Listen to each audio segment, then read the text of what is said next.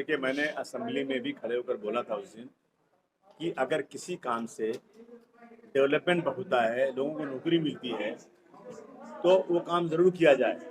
परंतु ये जो नाम चेंज हो रहा है, इस नाम चेंज होने से एक लंबी रकम देश की खर्च होगी, जहां हम इतने ज़्यादा कर्जदार हैं कि हर पैदा होने वाले बच्चे पे 25 से 30 हज़ार रुपये का कर्ज है। हम तो ऐसे समय में ये नाम बदली करके सिर्फ और सिर्फ हमारे हिंदू भाइयों को, जो मासूम है, नादान है, इनको बेवकूफ बना करके वोट लेने की बात है। किसान मर रहा है, आत्महत्या, उसका ख्याल नहीं है। देश में बर्बादी की तरफ, महंगाई पर, उसका ख्याल नहीं है। लेकिन आप नाम चेंज करके देश पे और इसका आर्थिक बोझ डालना चाहते हो और नाम कर रहे हो, इसलिए हम इसका विरोध करते हैं। और ये सिर्फ मुस्लिम और हिंदू की वजह से हो रहा है। और मैं आ रहा था यहाँ, तो गेटे साहब यहाँ के डीएसपी कोई हैं, उन्होंने मुझे फ़ोन किया, भाई आप जा रहे हैं, परेशान हैं एसपी साहब। मैं आपके माध्यम से कहना चाहता हूँ, मैं मोहब्बत बांटता हूँ, मैं नफरत नहीं बांटता हूँ। मैं कभी किसी के खिलाफ बात नहीं करता हूँ। मैं जो देश में हो रहा है उसकी बात करता हूँ। आप बिल्कुल इत्मीनान से रहिए। मैं कोई ऐसी बात नहीं करूँगा जिससे कोई आग लगे। मैं तो आग लगती है तो पानी डालता हूँ बुझाने के लिए। आगे क्या करेंगे? आगे हम कोर्ट जा रहे हैं। एक समिति बनी यहाँ पर, मुंबई में मीटिंग हुई थी। हम भी उस कमेटी को सपोर्ट करेंगे, समिति को सपोर्ट करेंगे। कोर्ट जाएंगे, फिर जो फैसला होगा मानेंगे उसको। देशातला विरोधी पक्ष जो प्रमुख आहे तो कमजोर आहे असं वाटतं का? त्याने बहुत कमजोर, बहुत। आज अगर देश के अंदर बीजेपी जैसी पार्टी, जिसके पास सिर्फ 2 एमपी थे 84 में, आज देश पे छा गई है पूरी, तो इसमें सबसे बड़ी कमजोरी अपोजिशन की है, कांग्रेस की। कांग्रेस की लीडरशिप कमजोर हो गई है, महाराष्ट्र में भी और पूरे देश में भी। यूपी वगैरह में कोई नाम लेने को तैयार नहीं है। इसलिए कांग्रेस को, और हम चाहते हैं कि कांग्रेस जरा मजबूत हो, तक वही एक नेशनल पार्टी है जो बीजेपी से लड़ सकती है। मैं निवेदन करूंगा कांग्रेस के लीडरों से, हालांकि मेरा कोई लेना देना नहीं है, लेकिन देश के एक नागरिक होने के नाते मैं कहूंगा कि आप लोग अपनी लीडरशिप में कुछ बदलाव कीजिए और कुछ अच्छा काम कीजिए ताकि लोग जुड़े आपसे। बहुत शुक्रिया, धन्यवाद करना चाहता हूँ। चलिए, इसी बहाने कम से कम आप लोगों से मुलाकात हुई, खुशी हुई। तो कहते हैं ना, बड़ी दूर से आया हूँ, प्यार का संदेश लेकर आया हूँ। मैं मुंबई में नहीं बल्कि पूरे देश में ये कोशिश कर रहा हूँ। मेरी आवाज़ में कितनी ताकत है वो तो बाद में मालूम पड़ेगा, कि इस देश के अंदर जो गंगा जमनी तहजीब है वो ख़त्म ना होने पाए। हमने बचपन से देखा है कि हम सब हिंदू मुस्लिम हमेशा मिलकर रहते हैं। मैं गांव का रहने वाला हूँ, यूपी के। मुझे याद है कि जब गांव में किसी मुस्लिम की शादी होती थी, तो हिंदू भाई भी अपने घर में गेहूं और आटा पीस के रखता था। कभी गांव में आई हुई बारात का अपमान ना हो जाए, कोई आटा कम, क्योंकि गांव में चक्की नहीं रहती थी, 5-5 किलोमीटर दूर जाना पड़ता था। मस्जिदों के बाहर औरतें, हिंदू औरतें, गिलास में पानी लेके खड़ी रहती थी, बच्चे को गोद में लिए रहती थी कि भाई दुआ कर दो, मेरा बच्चा बीमार है, अच्छा हो जाएगा। ये आपस में ताल्लुकात थे, भाईचारगी थी। ईद और बकरीद, होली और दिवाली सब मिल के मनाते थे। परंतु 2014 से हमारे देश में ग्रहण लग गया है। यानी हमेशा सिर्फ एक ही बात होती है कि इस देश में हिंदू और मुस्लिम को लड़ाओ। और अगर जब प्रधानमंत्री जैसा आदमी, जो पूरे देश के प्रधानमंत्री हैं, किसी एक धर्म के नहीं हैं, वो एक फिल्म जो कश्मीर फाइल के नाम से है, जिसमें नफरत ही खाली है कि पंडितों को वहाँ से भगाया गया, मारा गया, और मुसलमानों ने किया। अगर वो फिल्म का यहाँ प्रमोशन प्रधानमंत्री करेंगे, तो इससे मोहब्बत नहीं बल्कि नफरत ही बढ़ने वाली है। अगर उस पर, अगर रियल में कुछ हुआ है तो उस पर एक्शन लो, उस पर केस करो। लेकिन मैं देख रहा हूँ रोज़ाना किसी न किसी बहाने से जो है हिंदू और मुस्लिम को लड़ाया जा रहा है। मैं अपने मुस्लिम भाइयों से कहने आया हूँ, और किसी से डर के नहीं, सुन ले ये बात पहले अच्छी तरह समझ लो। हम दुनिया में डरते किसी से नहीं, डरते हैं तो अल्लाह से डरते हैं, भगवान से डरते हैं। और हम किसी की मेहरबानी पर इस देश में नहीं रहते हैं। मेहरबानी हमें चाहिए तो अल्लाह की मेहरबानी चाहिए। आज जो है, मैं मुसलमानों से कहना चाहता हूँ कि अभी हम देख रहे हैं कि जो जेनोसाइड कमेटी है पूरी दुनिया की, जो उनके चेयरमैन है ना, वो कह रहे हैं कि बहुत जल्द भारतवर्ष में जेनोसाइड यानी नरसंहार होगा, लाखों लोग मारे जाएंगे, नफरत फैलेगी। और भारतवर्ष इसमें 8 कदम आगे जा चुका है, थोड़ा सा बाकी है। और उन्होंने कहा कि हमने प्रधानमंत्री से कोई इन्फॉर्मेशन किया है कि मैंने पहले जिन जिन मुल्कों के बारे में ये बातें की थी, उन मुल्कों में सही साबित हुआ है, लाखों लोग मारे। उन्होंने गिनवाया कौन कौन से मुल्क में ये हुआ है।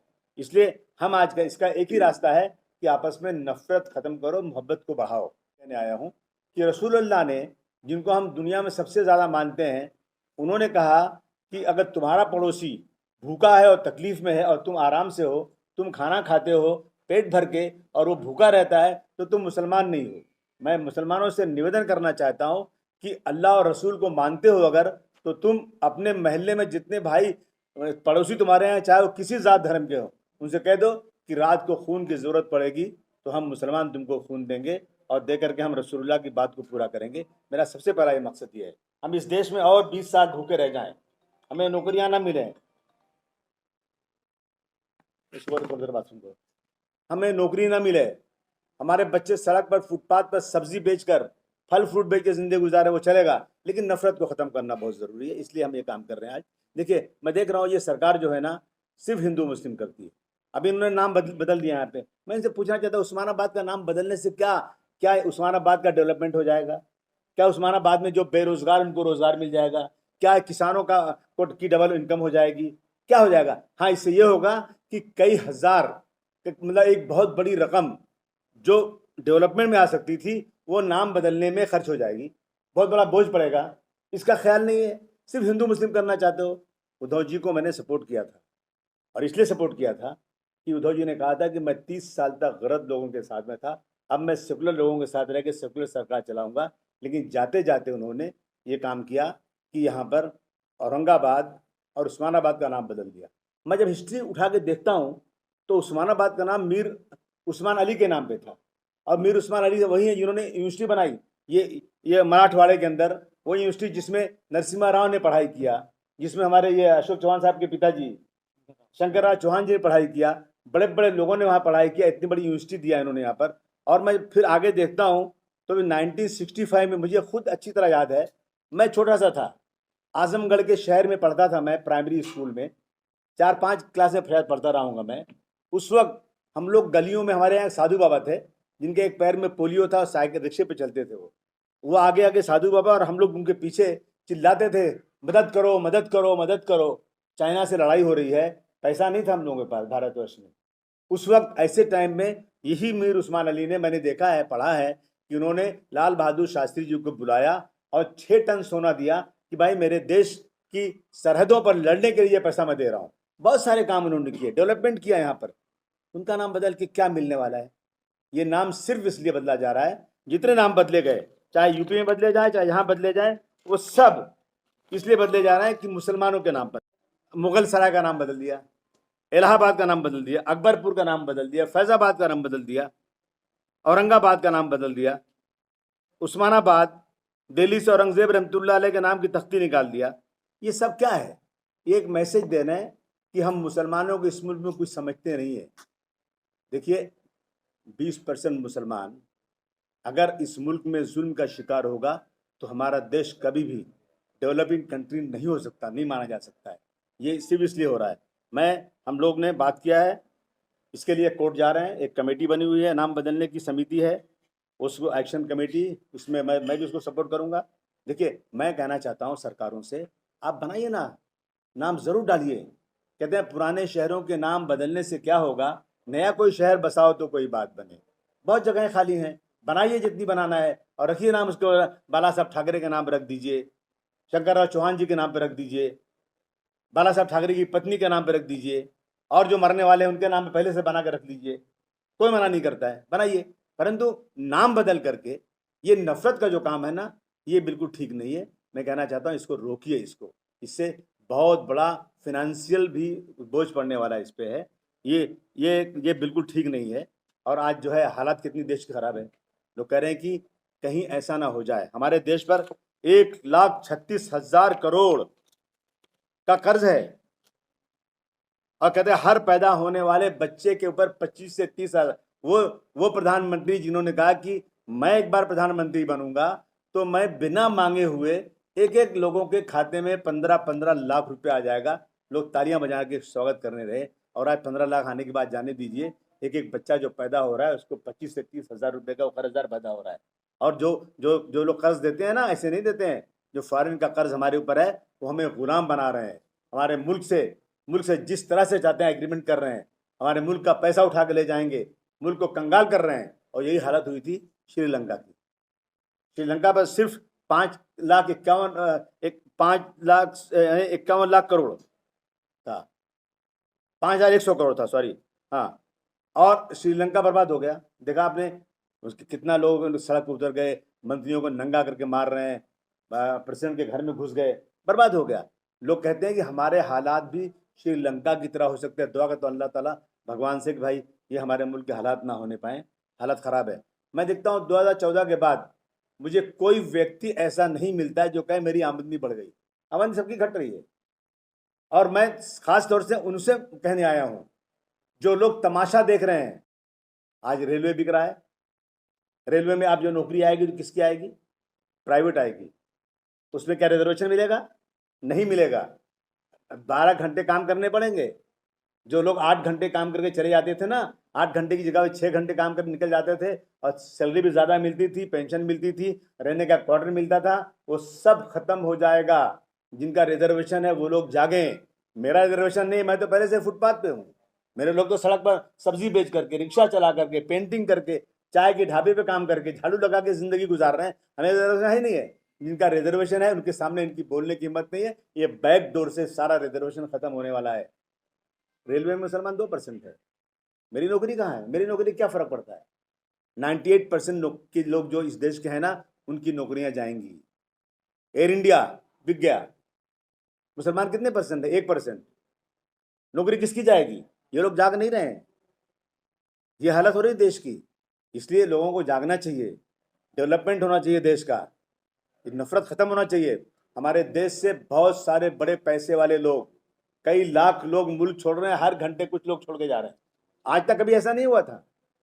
कभी आपने सुना क्या कि कभी इस पे चर्चा हुई थी कि देश से लोग छोड़ के जा रहे हैं? आज चर्चा हो रही है इस पे, देश जा रहे हैं। आज इकोनॉमी बर्बाद होती जा रही है देश की। तो इन चीज़ों को ध्यान में देते हुए लोगों को इकट्ठा होकर के इस देश के संविधान को बचाना है।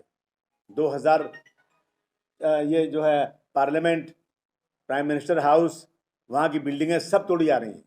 28,000 करोड़ या 30,000 करोड़ का नाम है, 50,000 करोड़ से ज़्यादा खर्चा होने वाला है। क्या ज़रूरत थी अभी? जिस मुल्क में अस्पताल नहीं गांव में हो, जहां कोविड में दवाएं नहीं मिल रही हो, जहां लोगों की लाशों को जलाने के लिए लकड़ियां नहीं मिल रही हो, जहां लाशों को गंगा जमुना में फेंक दिया गया और कुत्ते खा रहे हैं उनको, उस मुल्क में इतनी आलीशान बिल्डिंग बना करके, इतना 1,000 करोड़ लगा करके क्या मतलब? मैं खुला इसकी निंदा करता हूं और कहना चाहता हूं उन पैसों से गांव गांव में अच्छे अस्पताल बने, गांव गांव लोगों को नौकरियां मिले। 45 सालों में सबसे ज्यादा बेरोजगारी इस सरकार में हुई है, ये कोई इनकार नहीं कर सकता। ये सारी बेचैनी है, लेकिन लोग सोए हुए हैं। मैं कहना चाहता हूं कि जलेंगे हम तो जल जाएगा सारा गुलसिता माली, जलेंगे हम तो जल जाएगा सारा गुलसिता माली, समझ मत सेने गुलशन में मेरा ही आशियाना है। मैं नहीं जलूंगा, जलेंगे और भी देश के लोग। कुछ लोग समझते हैं खाली मुसलमानों के साथ कर दिया, आग लगती है ना तो आग किसी का घर देखती नहीं है। रोजाना झगड़ा, लड़ाई, मारपीट। अभी देखिए बुर्के पे पाबंदी लगा दी, धर्म का हिस्सा है। कुरान शरीफ मुसलमान मानता है। कुरान शरीफ के अपना सूरह निस्वा में लिखा हुआ है कि मुसलमान औरतें जब घर से निकलो तो सर से लेके पैर तक चादर ओढ़ लो।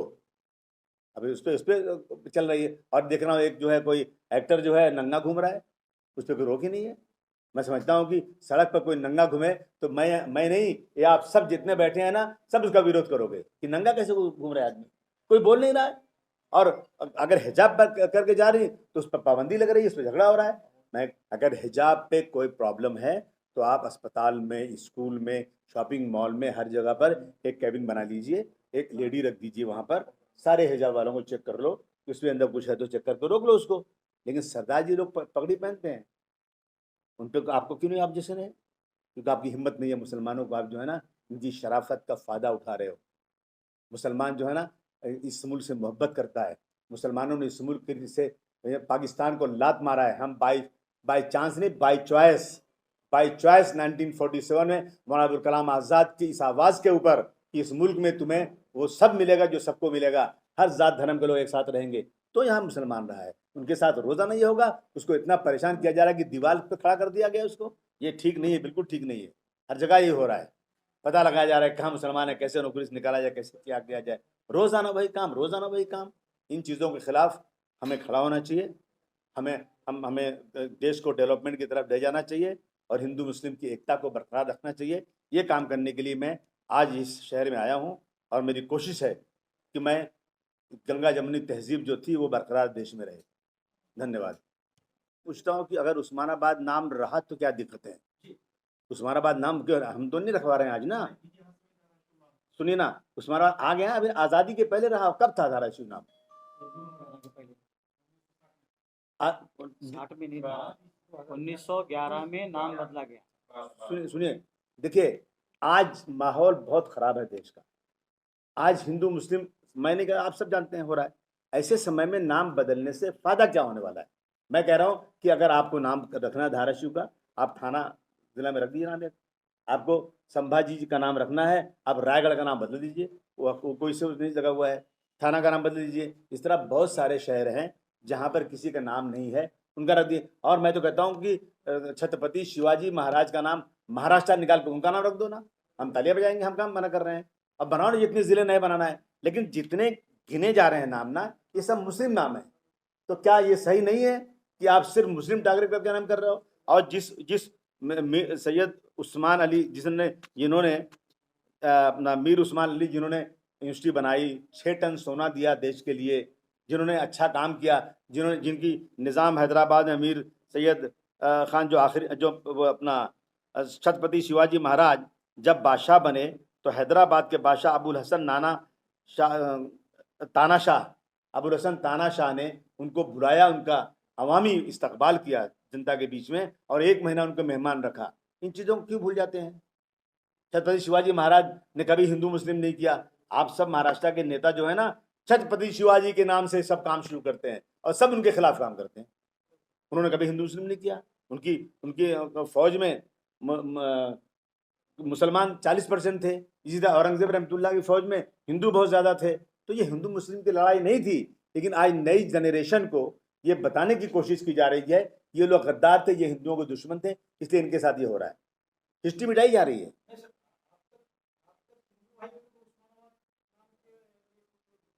हाँ, मुझे हिंदू को ऐसी दिक्कत नहीं है। मैं तो कह रहा हूँ ना, 550 नाम रखो, मुझे क्या दिक्कत है? आप रखिए ना खूब नाम, जो नाम थाना है, रायगढ़ है, रख दिए नाम, हम स्वागत करेंगे। लेकिन आप आज जानबूझ करके नाम बदल करके हिंदू मुस्लिम क्यों कर रहे हो? ये राजनीति, सिर्फ राजनीति है। इस अगर मुझसे बता दो कि इससे ये फायदा होने वाला है, मुझे खुशी हो जाएगी, इससे इतनी नौकरी मिल जाएगी। मैं बता रहा हूँ कि इससे पैसा नुकसान होगा। हम इतने कर्ज में डूबे हुए हैं और पैसा बर्बाद कर रहे हैं आप। सब बोर्ड बदले जाएंगे, कागजात बदले जाएंगे, सब कुछ होगा, इसमें इतना रुपया खर्चा होगा। तो जहाँ पे गरीबी चल रही है, लोग परेशान हैं, अस्पताल नहीं है, लोग रोजी रोटी के लिए तंग आ चुके हैं, वहां पर आप ये काम क्यों कर रहे हो आज? ये दोनों सरकार ने जो अभी घोषणा की है नामांकन होगा, इस संविधान के इसमें टिकेगा ऐसा लगता है आपको? नहीं, देखिए मैं देख रहा हूँ कि यूपी में नाम बदल दिया, अभी तक कुछ हुआ नहीं है। ये कोशिश तो हो रही है कि इसमें ये कमेटी जो है सिर्फ मुसलमानों की नहीं है, इस कमेटी में सब हिंदू मुस्लिम है। ऐसा नहीं कि कोई उनके रिश्तेदार हैं, हम लोग मीर उस्मान अली के कि नाम चला जाएगा तो मेरे दादा का नाम, ऐसा कुछ नहीं है। नाम सिर्फ ये है कि नफरत ख़त्म हो जाए, और कोर्ट जाएंगे। हमारे वकील ने हमें कहा है कि ये काम होगा, इसलिए हम जा रहे हैं कोर्ट, देखते हैं क्या होता है। कोर्ट का सहारा ले रहे हैं। समाजवादी पार्टी ने सिर्फ इसलिए महाविकास अघाड़ी को सपोर्ट किया था, हमने कभी जिंदगी में शिवसेना को सपोर्ट नहीं किया, क्योंकि शिवसेना की नीति से हम लोग बिल्कुल, और हम लोग छोटी पार्टी हैं, हमारे पास 2 ही मिले थे। लेकिन हम ये मैसेज देना चाहते हैं कि नफरत वाले लोग जो हैं इस देश में राज नहीं करना चाहिए। हिंदू मुस्लिम क्या है? किसी बहुत बड़े विद्वान ने कहा है कि जो सरकारें धर्म को बीच में लाती हैं वो नाकारा सरकारें होती हैं, और जो सरकारें डेवलपमेंट को लाती हैं, यूनिटी को साथ लाती हैं, वो अच्छी सरकारें मानी जाती हैं। तो मैं उनका सपोर्ट कर रहा था इसलिए, लेकिन इन्होंने कुछ काम नहीं किया। देखिए यहाँ भी उन्होंने हिंदू मुस्लिम किया। इन्होंने हज कमेटी नहीं बनाया, आज तक नहीं बनी, 2.5 साल हो गए। हज कमेटी जिससे लोग हज करने जाते हैं। इन्होंने उर्दू अकेडमी नहीं बनाया। उर्दू जो महाराष्ट्र से, ये इसी महाराष्ट्र से फली फूली है उर्दू। और गांधी जी का, जब गांधी जी के हत्या के बाद जो FIR लिखा गया था वो उर्दू में लिखा गया था, और उर्दू इसी यहीं की ज़बान थी। लेकिन पाकिस्तान हिंदुस्तान बंटवारे के बाद अपने ही देश में उर्दू जो है परदेसी ज़बान बन गई। उसका अभी तक उर्दू अकेडमी नहीं बनाई गई आज तक। उसके बाद आज तक मौलाना आज़ाद फ्रांस कारपोरेशन बना था। बहुत सारे कारपोरेशन हैं दलितों के लिए, SC ST के लिए। एक में रुके ना, वो नहीं बना आज तक। एक ये था अपना माइनॉरिटी कमीशन था, वो नहीं आज तक बनाया गया। इन सब चीज़ों पे कुछ काम नहीं हुआ था। लेकिन फिर भी बीजेपी जैसी पार्टी सत्ता में ना आए, क्योंकि ये सिर्फ जो है डिवाइड करती है, डिवाइड एंड रूल वाली पार्टी है, इसलिए सपोर्ट कर रहे थे। लेकिन आगे जो है हम लोग न्यूट्रल, हम कहाँ सपोर्ट किसी को कर रहे हैं। क्या रणनीति क्या है? रणनीति ये है कि समाजवादी आएंगे, कोशिश कर रहे हैं कि हमारा थोड़ा सा कुछ जनाधार बढ़े और हम हिंदू मुस्लिम की एकता लेकर के जाएं और अब समाजवादी पार्टी के इलेक्शन लड़ाएं। लेकिन हमारी वजह से कहीं हमारे वोटों को बंटवारे से सांप्रदायिक शक्तियों को फायदा ना हो, इसका भी हम ध्यान रखेंगे। सर, इस पार्टी से गठबंधन होगा। वो सब महामंडल बन चुके हैं, उन महामंडल में पैसे दिए जा रहे हैं, लेकिन इस महामंडल में पैसा नहीं दिया जा रहा है, इसमें कुछ हो ही नहीं, बन ही नहीं रहा है। किसके लिए? कौन सा महामंडल चालू करने के लिए? लग जा रहा है। हाँ हाँ जी। सर, आने वाले चुनाव में आपका क्या ये मास्टर प्लान क्या है? नहीं, मैं देखिए, लड़ोगे या फिर किसी गठबंधन के साथ? नहीं, मैं अभी कोई गठबंधन की बात हमारे से, अगर हमें लोकल तौर पे कोई गठबंधन मिलता है जो बात करेगा तो हम हाथ मिलाएंगे, लेकिन हम कांग्रेस एनसीपी से हाथ नहीं मिलाएंगे। कांग्रेस एनसीपी भी उसी तरह चल रही है जैसे बीजेपी से चली है। अगर चाहे कांग्रेस एनसीपी को थोड़ा भी होता, ये जब नाम बदलने का जब उद्धव जी ने किया तो ये लोग अंदर बैठे थे, बाहर निकल के ये शोर करने की गलत हुआ और अंदर इन्होंने बात नहीं किया, तो इनकी दोगुली नीयत है ये। और आज मैं इस देश में अगर आज बीजेपी जैसी सांप्रदायिक पार्टी बढ़ रही है तो सबसे बड़ी जिम्मेदारी कांग्रेस पार्टी की है। लीडरशिप नहीं इनके पास है, ये लोग आपस में सर फुटबॉल कर रहे हैं। अपोजिशन नहीं है देश के अंदर। जिस देश में अपोजिशन नहीं होगा वहां पर पूरे सांड की तरह काम करेंगे। मैंने ऐसा नहीं बोला, मैंने ऐसा बोला नहीं। ज्यादा बहुत खर्च होगा पैसा। उस्मानाबाद के कुछ राजनीतिक लोग थे जिन्होंने पक्ष के राजीनामे दिए, वो आपके पक्ष में आने वाले हैं क्या? नहीं, मुझे ऐसे कोई लोग मिले नहीं जो राजीनामा देकर मेरे पास आने वाले हैं, ऐसा कुछ नहीं। शिवसेना पार्टी के जो पूर्व मंत्री थे अब्दुल सत्तार जी, वो भी हिंदुत्व की बात कर रहे हैं। इसको आप किस नजरिए से देखते हैं? मतलब मुस्लिम लोगों को भी देखिए, मैं हिंदुत्व के खिलाफ नहीं हूँ। कौन सा हिंदुत्व है? हिंदुत्व के, लेकिन जिस तरह से हिंदुत्व का नाम लेकर के किसी धर्म पे अटैक किया जा रहा है ना, मैं उसके खिलाफ। ईडी अगर इसके बारे में एक्शन ले तो सब अंदर चले जाएंगे। वही सवाल पे मैं आता हूँ, आप हिंदुत्व को सपोर्ट करते हैं? मैं हिंदू धर्म को मैं बुरा नहीं मानता हूँ, लेकिन हिंदू धर्म के नाम पर नफरत फैलाना ये काम नहीं है। अगर हिंदू धर्म होगा तो हिंदू धर्म के नाम से काम होगा तो मैं समझता हूँ कि शेर और बकरी एक साथ पानी पियेंगे, कोई ऐसा नहीं होगा। मतलब आने वाले दिनों में हिंदुत्व अगर कोई पार्टी एजेंडा लेके आती है नहीं, तो आप हिंदुत्व उसको सपोर्ट करते हैं? जो पार्टी हिंदू के नाम पर आए बहुत स्वागत है, लेकिन मुसलमानों या क्रिश्चियन या दूसरे धर्म के साथ ज्यादती उनके साथ भी इंसाफ करेगी अगर सही हिंदुत्व होगी तो। यहाँ से वहां से आ जा रहे हैं। अभी उससे पूछिए कि ये धर्मांतर की बात कर रहे हैं, अगर मैं कह दूं कि मैं हिंदू बनने वाला हूं तो कल बड़ा खुश हो जाएंगे वो। पहले बोलेगा आ जाओ, जल्दी से आ जाओ। तो ऐसा है ना कि 18 साल की उम्र के बाद जिसकी जो मर्जी हो, जब एक औरत के साथ रहने का परमिशन गवर्नमेंट दे सकती है, एक मर्द के साथ वैसे ही रह सकता है जैसे मियाँ बीवी रहते हैं, आज़ादी का जब इतना बड़ा वो दिया जा रहा है, तो फिर जिसकी मर्जी हो 18 साल के बाद जो करे, कौन मना कर रहा है? ये नफरत फैलाएंगे तो लोग इनके पास क्यों जाएंगे? क्रिश्चियन लोग जाते हैं गांव में, आदिवासी बीमार रहता है उसको इलाज करते हैं, उनको खाना खिलाते हैं, उनको तो वो चले जाते हैं, क्रिश्चियन बन जाते हैं। कोई जुल्म कहीं होता है तो वो अपना धर्म छोड़ देता है, और कोई पढ़ लिख के देखता है कि धर्म अच्छा चला जाता है। ये आज़ादी है। मैं समझता हूँ कि डॉक्टर भीमराव अम्बेडकर साहब के संविधान में अगर कुछ भी छेड़छाड़ किया जाएगा तो इस देश के लिए खतरा है। वो संविधान पे चलना चाहिए पूरे देश को। सरकार जो गठित हुआ है तो पिछले 1 महीने में उसको आप कितना मार्क्स दो, कितना अच्छा? अभी क्या संविधान दूँ साहब? अभी तो घर को आग लगी घर के चिराग से। अभी नंबर क्या देता, कुछ हो तो देना। अभी तो 16 लोग लटके हुए हैं, वो डिस्क्वालीफाई होंगे, बचेंगे। सरकार बनेगी नहीं बनेगी, जरा बन जाए तो बताओ ना। मैं मुखालफत करो पार्टी की। जो लोग इस तरह काम करते हैं, सांप्रदायिकता करते हैं, उनके खिलाफ खड़े हो जाओ। जो सरकार बनी है संवैधानिक है क्या, और राज्यपाल महोदय का जो रवैया है उसको कैसे नजर से? राज्यपाल जो होता है सबका होता है, मगर हमारे राज्यपाल है ना, ये बिल्कुल एक पार्टी का काम करते हैं और टोपी भी काली लगाते हैं।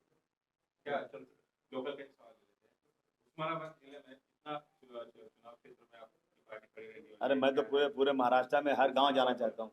अभी देखता हूँ, आया पटाता हूँ लोगों जरा, यहाँ देखता हूँ कितने पढ़ते हैं, कितने साथ में आते हैं। ये लगने की चांस है। इधर बैठे, ये बैठे हैं। देखो भाई मेरा काम है पार्टी बनाना, तो मैं तो कोशिश करूंगा ना। हैं लगेंगे, अभी बाद में अनाउंस करूंगा। जब राजीनामा दे दिया तो कांग्रेस और एनसीपी के खिलाफ ही राजीनामा दिया, तो वही बचता है और कौन बचता है? मैं अच्छा सबसे हूँ। अभी कैसे पूछ लूँ उनसे? हमारा पहला कदम ये होगा कि हम जनता के बीच में अवेयरनेस लाएंगे कि देखो ये लोग सिर्फ और सिर्फ हिंदू मुस्लिम की वजह से सब कर रहे हैं, और दूसरा कदम ये होगा कि कोर्ट जाएंगे और कोशिश करेंगे रुक जाए। सर, जब भी नामांकन की बात आती है, हिंदू मुस्लिम की बात आती है, तभी सब पार्टियां या फिर कोई हिंदू या मुस्लिम की पार्टी जैसे वो एक हो जाती है। विकास के मामले में एक क्यों नहीं होता? जैसे कि उस्मानाबाद और औरंगाबाद का विकास सबसे पीछे है। कहाँ सब एक हो गए? अलग तो अब सब हैं। अलग वही ना, ऐसे अभी जैसे आप यहाँ पे आए हैं नामांकन विरोध के बारे में, जो हाँ। नामांकन हो रहा है उसके बारे में मैंने विकास के मामले में आप तक मैंने नहीं कल ही विकास के मामले में मुंबई में एक बहुत बड़ी रैली किया। जो महंगाई बढ़ गई, आटा दाल चावल शक्कर दूध के ऊपर जो उन्होंने जीएसटी लगा दिया, मैंने कल इसके ऊपर किया। अब जो लोग सत्ता में बैठे हैं ना, तो वो लोग को लगता है वो लोग तो वो किस मुंह से आएंगे? सबने तो बर्बाद किया है, और सबको डर लगी, ईडी की सबको डर लगी है। ये ईडी एक इतना बड़ा हुआ खड़ा हो गया है कि जिसको भी डराना ईडी को लेगा, कोई तैयार नहीं बोलने के लिए। विकास का मुद्दा क्यों नहीं लिया जाता? नामांकन का मुद्दा लिया जाता है, ये बात सही है। हिंदू मुस्लिम विरोधी का जैसे कि हिंदू नाम दिया जा रहा है, मुस्लिम नाम हटाया जा रहा है, तो विकास के मामले में उस्मानाबाद या औरंगाबाद बहुत पीछे है, जैसे कि आप जानते हैं। उस मामले में आप क्या कहेंगे? मैं कहूँगा ना, जैसे विकास होना चाहिए हर गांव। मैंने कहा कि 50,000 करोड़ जो पार्लियामेंट में खर्चा हो रहा है ना, उसको नहीं करना चाहिए था।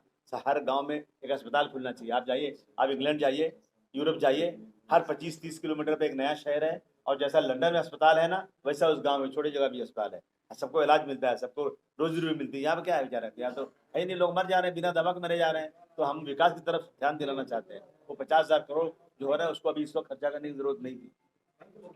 बाबतीमध्ये आपली नेमकी भूमिका काय आहे, पुढचं पाऊल काय असणार आहे, आणि आपण हा लढा जो आहे तो कसा देणार आहात? देखिए, मैंने असेंबली में भी खड़े होकर बोला था उस दिन कि अगर किसी काम से डेवलपमेंट होता है, लोगों को नौकरी मिलती है, तो वो काम जरूर किया जाए।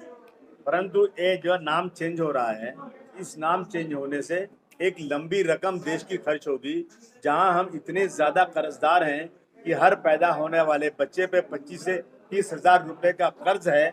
हम तो ऐसे समय में ये नाम बदली करके सिर्फ और सिर्फ हमारे हिंदू भाइयों को, जो मासूम हैं, नादान हैं, इनको बेवकूफ़ बना करके वोट लेने की बात है। किसान मर रहा है, आत्महत्या, उसका ख्याल नहीं है। देश में बर्बादी की तरफ, महंगाई पर, उसका ख्याल नहीं है। लेकिन आप नाम चेंज करके देश पे और इसका आर्थिक बोझ डालना चाहते हो और नाम कर रहे हो, इसलिए हम इसका विरोध करते हैं। और ये सिर्फ मुस्लिम और हिंदू की वजह से हो रहा है।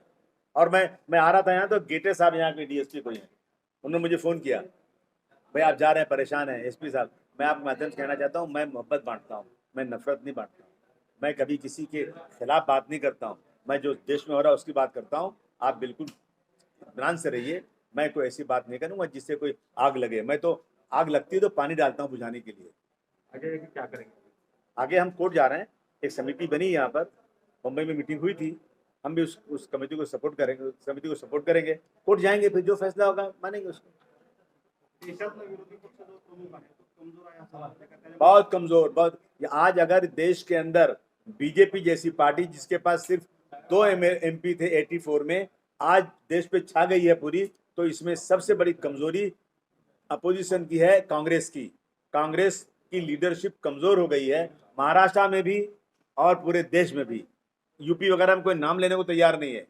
इसलिए कांग्रेस को, और हम चाहते हैं कि कांग्रेस जरा मजबूत हो, तक वही एक नेशनल पार्टी है जो बीजेपी से लड़ सकती है। मैं निवेदन करूंगा कांग्रेस के लीडरों से, हालांकि मेरा कोई लेना देना नहीं है, लेकिन देश के एक नागरिक होने के नाते मैं कहूंगा कि आप लोग अपनी लीडरशिप में कुछ बदलाव कीजिए और कुछ अच्छा काम कीजिए ताकि लोग जुड़ें आपसे।